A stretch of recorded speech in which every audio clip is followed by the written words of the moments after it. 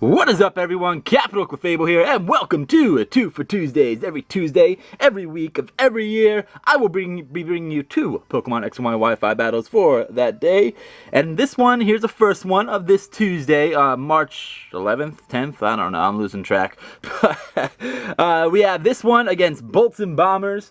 Now, as you guys know, I will be having Wacky Wednesdays tomorrow, so be sure to vote for a really random, crazy team of random Pokemon down below in the comments, as well as, you know, you can follow me on Twitter. You can go at Watering Grass, because yes, I am Watering Grass as well, and you guys can just check out there. So without further ado, let's get into these teams. He's bringing some power. He's got that Scizor, he has Melodic, he has Gengar, Dragonite, Chinchino, and a Jolteon. So pretty normal Pokemon that you guys are used to seeing. I have some pretty normal Pokemon you guys might be used to seeing too. I got a Mega Aggron, I have a Haxorus, which is awesome. I have a, of course, the Eater of Worlds, Clefable herself, a Nidoking, Porygon 2, and of course a Braviary. So without further ado, let's get into this battle. Now, if we can get this video up to 35 likes, that would be absolutely fantastic. You can find links to BoltsandBombers' Twitter and his YouTube down below in the description. Now, Bolts and I have battled multiple times before, but he's beaten me a couple times in the past, but that's when I was testing things like weird sun teams and all that. In this game, I actually brought a team, so we'll see how the results change. Anyway, I'm going to start off with Jolteon. I start off with Aggron. I know I can take a few hits from this Jolteon, except Jolteon, who is Joelteon apparently, is actually Choice Spec. So that Volt Switch does a ton of damage to Mega Aggron. And I just went for the Heavy Slam here, figuring that he was going to switch out, fearing the Earthquake or Volt Switch or something, and I can just, you know, Heavy Slam something and do some damage. But he brings out Melodic, which is going to be able to eat that up because Melodic is incredibly bulky, and after the leftover recoveries, it's not going to do much. I don't want to paralyze it, so at this point, Mega Aggron is dead to me. I'm sorry, Mega Aggron, you do work in a ton of other battles. For this battle, you don't do as much work as you should have. Anyway, so he gets the burn there. It doesn't really matter. I'm just going to go for a Stealth Rock. I can get rocks up because I knew I could live another Scald. So the rock's going to come into play, and for some odd reason here, he decides to, you know, I get my burn damage, whatever, who cares. But for some reason, he decides to switch out. I have no idea why. I should have just went for a Scald or an Ice Beam there, whatever the hell he wanted to go for, just to knock me out. Instead, he takes Stealth Rock damage from Scizor, and I went for Dragon Tail. So I'm just going to shift his Pokemon around a little bit before Aggron dies, and they're going to take a ton of Stealth Rock damage. So I mean, I guess Aggron did some sort of work. I don't understand that switch, but hey, well, I mean, to each their own. Yeah, he goes back into Melodic after Melodic is dragged out and gets some Stealth Rock damage after leftovers. Melodic doesn't really care about Stealth Rocks, but Scizor does, and that's what's important. And anyway, so Aggron's just going to die off to his burn there. So I guess, Aggron, you did more work than you know, I expected. This battle's actually 35 turns long, so stay tuned to the end because it's a close one. It's a very good battle. Anyway, I go to Clefable. Melodic cannot touch Clefable, so I know that. He knows that. I'm going to switch out and go into Haxorus. And this is when he reveals that he has the Mirror Coat. Now, this was actually a risky play, me going into Haxorus, because he could have went straight for the Ice Beam. I know I could live 1, but I cannot live 2. So, yeah, as you see, he went for the Mirror Coat there. Now, keep in mind, Mirror Coat, it reflects special attacks and does twice the damage. So, obviously, Clefable doesn't want to sit there in Moonblast. So, we're going to have to play some mind games a little bit later on. So, I go for the Dragon Dance there, knowing I can take an Ice Beam. I maybe should have just went for the Outrage straight away, because I think 2 Outrages might have been able to take it, even with the Jolly Haxorus' natural attack stat. But whatever, I went for the Dragon Dance, you know, in case he switched or whatever. And this Outrage does, you know, a pretty good amount of damage regardless. So I'm quite happy with that. He's going to be able to take me out with an Ice Beam. God, I love shiny Haxorus. It just looks so freaking cool. Alright, anyway, he gets a crit there. It doesn't matter. It would have died anyway. So Haxorus is down. And that's right, I'm going to go back into, what do I go back into? I forgot.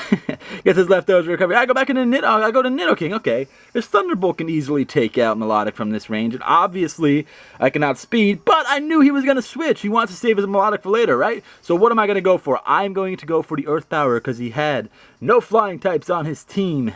But he did have the Gengar, though, with Levitate. So that's a thing. But I did go for the He didn't want to switch in on his Gengar and a Thunderbolt, of course. So I do go for the Earth Power, and it does massive amounts of damage to Scizor. So anyway, here he goes into the Gengar, and I figured after he saw the Earth Power, he was obviously going to switch into his Levitating Gengar. So I'm just going to go for the Thunderbolt and do a lot of damage to this Gengar. He doesn't want to stay in and die. Nidoking can take a hit. So he's going to go into Jolteon. But guess what? I kind of figured he was going to switch into something that could take hits from Nidoking that aren't Earth Power. So I am going to switch out and go into Braviary. This is my choice Scarfed Braviary, who hates me. And you guys are going to be able to see how much it hates me by that return damage. Look how pathetic that was. I got to make my Braviary love me. Anyway, Hidden Power, he goes for the Hidden Power Ice, which pretty much confirms that he's choice specs for me because, I mean, you wouldn't go for it unless you knew you could do damage to a lot of my team. You know, when Braviary and Nidoking around, of course, Hidden Power is going to do some good damage. So I'm just going to leave Braviary for Death Fodder later. Return wasn't doing it for me. So I'm going to switch out into Clefable, and Clefable eats up that choice spec Hidden Power Ice.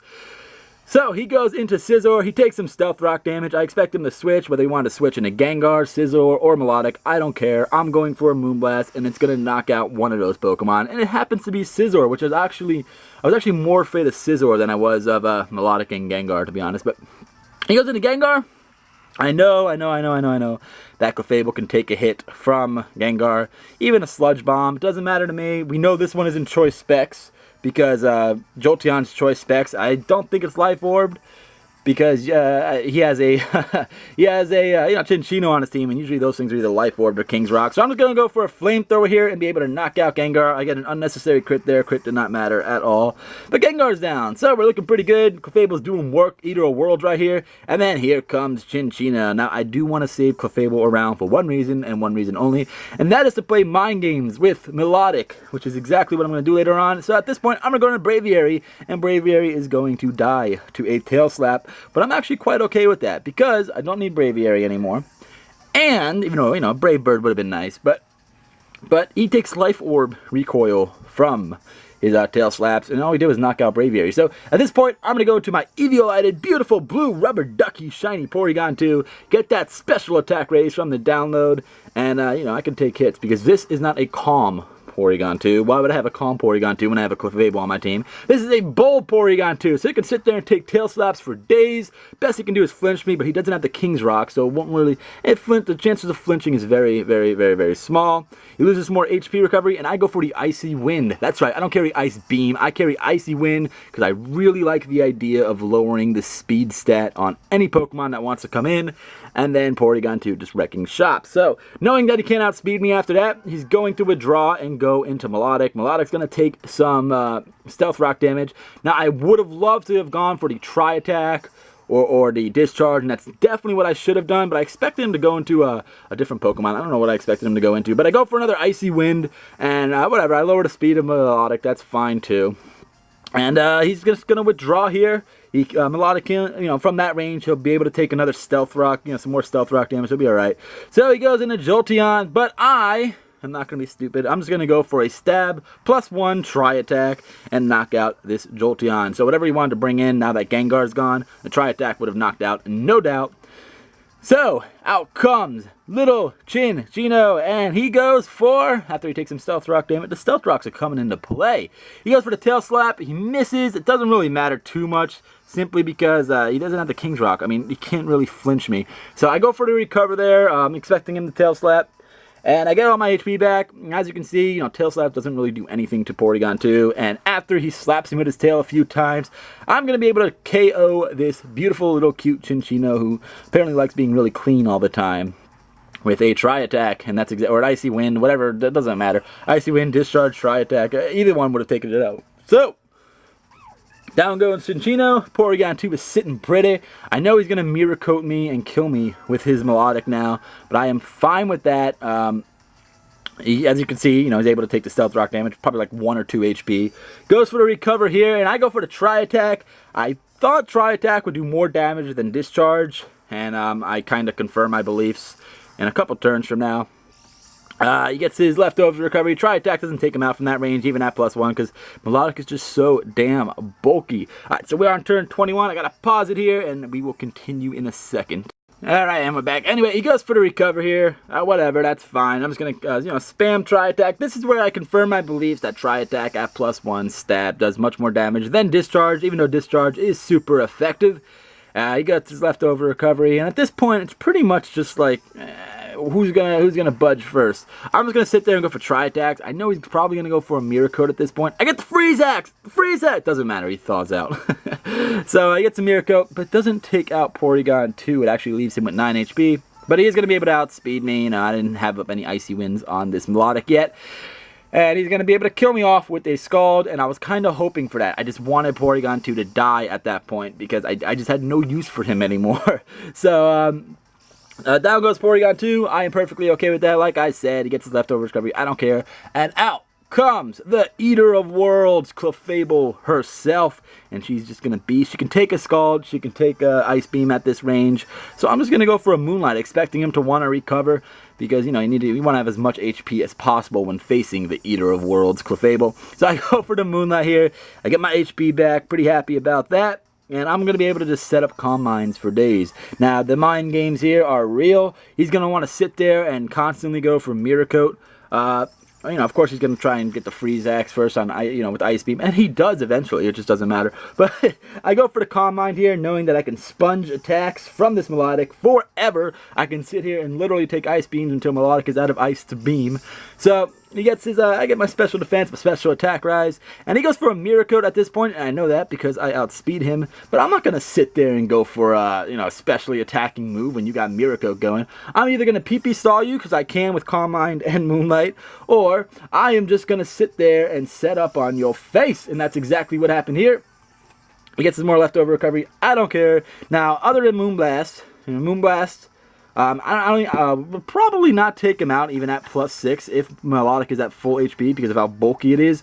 So knowing that, I know that a Mirror Coat, okay, after a Moonblast would definitely take out Clefable because, like I said, it fires back double the damage.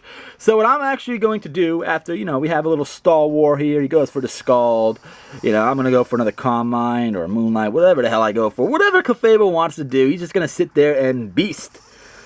So I go for the Calm Mind there. Get some HP. Not some HP. Some more stat raises. We're good. We're looking pretty good here. Gets his leftover recovery. Now Melodic is at full HP. He goes for the Ice Beam, and oh god, this is when it happens. This is when it happens. I'm gonna be so depressed.